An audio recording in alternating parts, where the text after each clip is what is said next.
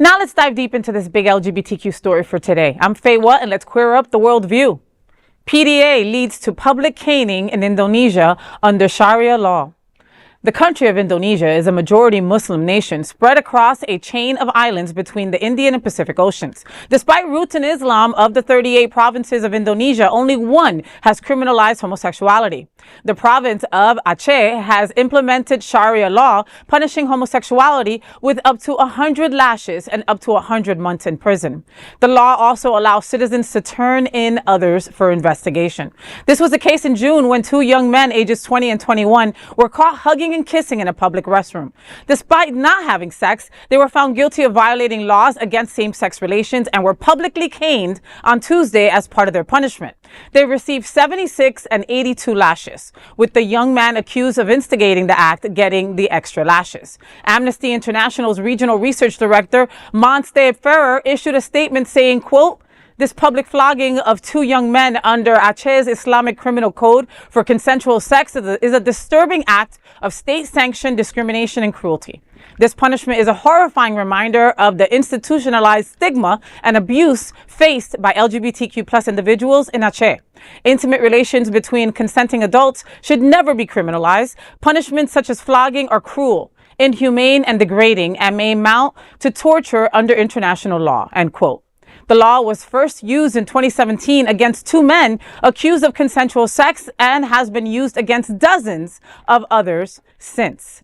Imagine being whipped in public just for hugging and kissing the person you love or just maybe That's the cruel reality right now in Indonesia, in Aceh, where these two young men had to endure these lashes earlier this week. Let's be clear. This is torture. It's state-sponsored torture. And it's a reminder that while we fight over crosswalks here, our brothers and sisters and theys and thems abroad are fighting just to freaking exist. Yes. And you know what? We're fighting over crosswalks, but we're fighting for more than that, because we don't want the crap that's going on in Indonesia to happen here to our community. Yeah, and you never know. I know people might look and say, "Oh, you're just exaggerating," but no, one small thing can lead to a big thing. Yeah. And so I have to sit here and say, I'm so happy I'm here in America, although what's going on right now. Be so happy, because you never know what's coming. Well, that's the thing.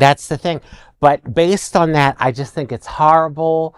Can you imagine 70-something, 80-something times? You're 20 years old, Raji. This is the backwards ways of some of these countries, and not there are many countries like that in Africa, in Asia, but I think about these things because this country and their, international politics, and we sanction and put sanctions on other countries for different reasons. Where are the sanctions to countries like Indonesia or Afghanistan that treats women like worse than dogs? Yeah. And they basically third-class citizens, or places where they kill gay people just for the mere act of kissing, not even having sex in public, just for kissing. How backwards is that? Where is the international pressure? The international community has to put pressure on governments like Indonesia, Afghanistan, Uganda, and other places where they basically kill people just for being gay. But they don't care, because they put their money where their mouth is, and they put their money within things that they care about.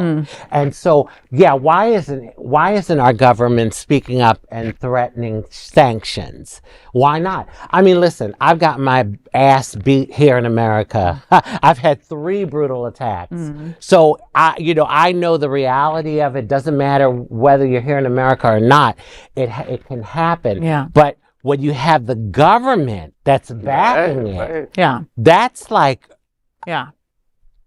my prayers go out to those two. And to all of the LGBTQ people around the world that live in countries where it can be a matter of life and death. And it's sanctioned by the government.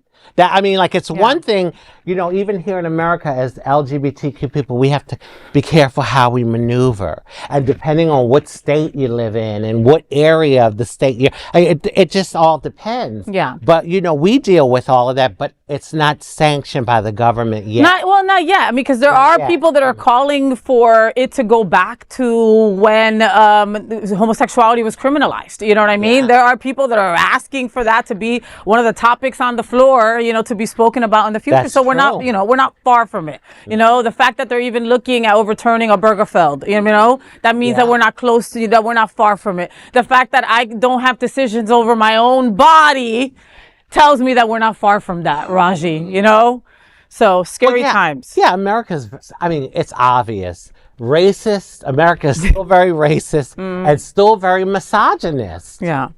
Misogynistic. And homophobic. Yes. And transphobic. And transphobic. And all the phobics. And all the all the phobics. You're just all scared. And that is the big LGBTQ story for today. There is no other queer nonprofit media platform like this in the entire world. Support our LGBTQ stories by subscribing and sharing Queer News Tonight.